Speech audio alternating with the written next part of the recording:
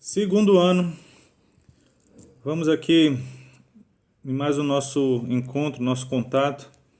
Quero deixar o meu abraço, meu olá oficial para vocês e ainda seguindo com nosso conteúdo de calorimetria. É um conteúdo bem abordado, né, nos vestibulares, por isso tenho achado interessante nós reforçarmos. Estamos num andamento bom, então vamos trazer, na verdade, um apanhado de tudo aquilo que nós vamos precisar para realizar alguns exercícios. É uma revisão de revisão para que isso seja um reforço bem válido para você. Primeira coisa que nós precisamos rever é equilíbrio térmico. Por exemplo, olha aí, bom, dá para perceber que meus dotes com desenho estão melhorando, né?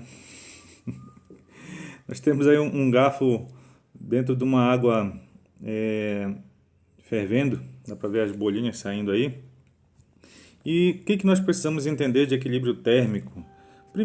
O principal é que no equilíbrio, a temperatura, no caso aqui da água, coloquei um θA, ela é igual ao θG, que seria a temperatura do garfo.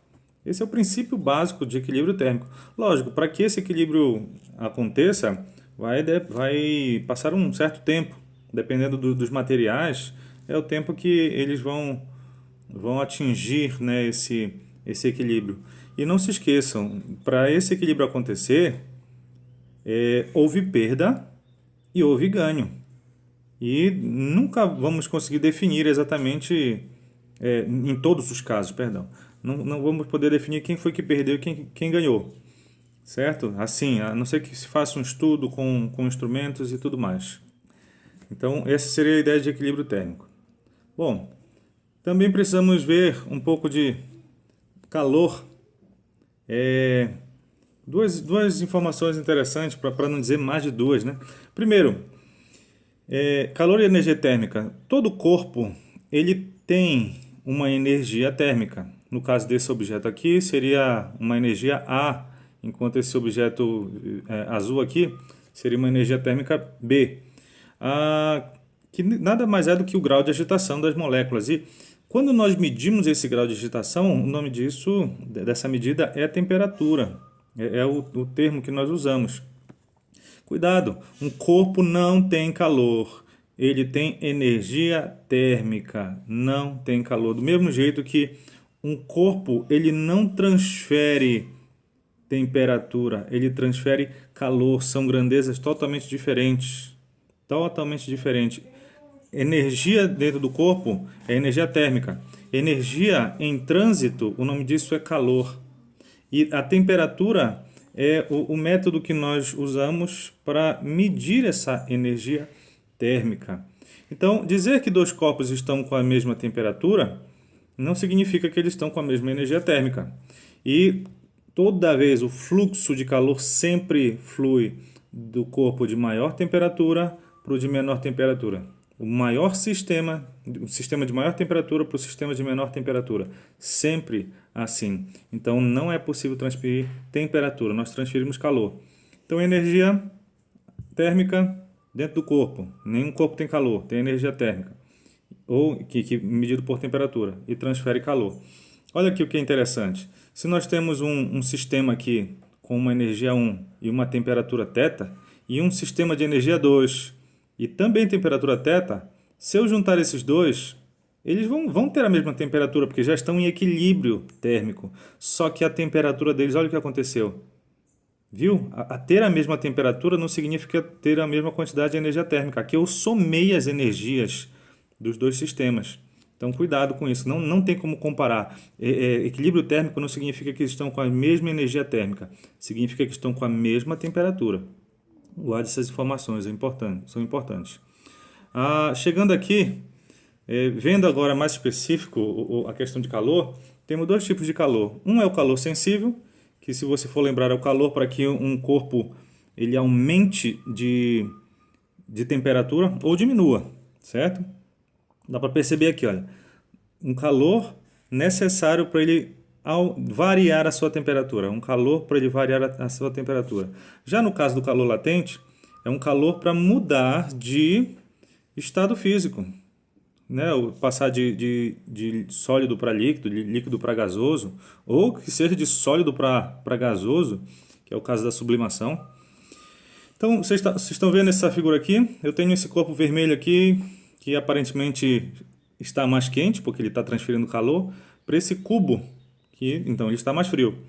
Então, olha lá que interessante. Ele vai repassar tanto calor que vai resfriar, não mudou de estado físico.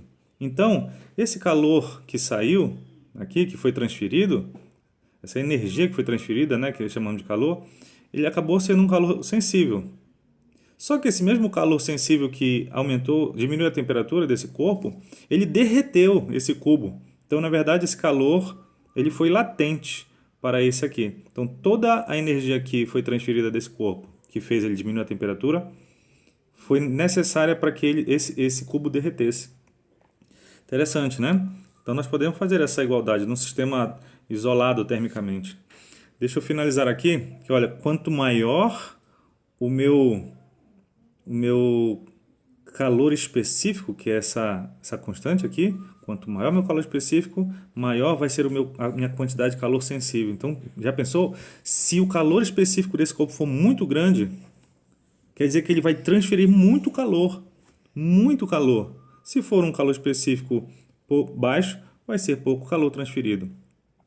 Se a gente for fazer também uma comparação, capacidade térmica, nós vimos essa fórmula. Então, da mesma forma que eu abordei aqui o calor específico, quanto maior ele, maior a quantidade de calor sensível, também, quanto maior a capacidade térmica, vai ser maior o calor específico, que vai ser maior o calor sensível. Finalizando aqui, esse aqui é o calor latente, que fazendo a manobra matemática, nós vemos que é a quantidade de calor por uma certa quantidade de massa. Então aqui é caloria por grama, né? Finalizando a nossa ideia aqui, nós temos os condutores e os isolantes. Temos três classificações. Temos três classificações. Primeiro, os que são bons condutores. No caso aqui nós temos os metais. Então os metais eles quase ficam empatados. É complicado nós compararmos quem é o metal melhor condutor do que o outro. Normalmente eles acabam empatando. Temos os maus condutores, conduzem, mas de forma um pouco ruim. Que no caso é o gelo, a lã. Então nós temos algumas roupas, né, que nós usamos em tempo frio, justamente porque elas conduzem muito mal o calor. Que bom, né? Porque senão a gente perderia o nosso calor todinho para o ambiente. O ar seco, isopor. E temos alguns isolantes, como é o caso da neve. Tá vendo aqui? Então esse azulzinho é um bom condutor. Então olha, ele transportou quase todo o calor. Temos os maus condutores, recebeu calor, passou só um pouquinho. Né? E, por fim, os isolantes. Que no caso nós temos um exemplo, a neve, né? Que ele não permite que nada passe. Por isso os iglus são construídos de blocos, né? de gelo. Na verdade, são grandes blocos de neve ali. Que eles acabam fechando várias bolinhas de ar. E esse ar é que acaba efetuando o isolamento. Então, tentem brigar com as questões que eu deixei para vocês e um abraço. Até!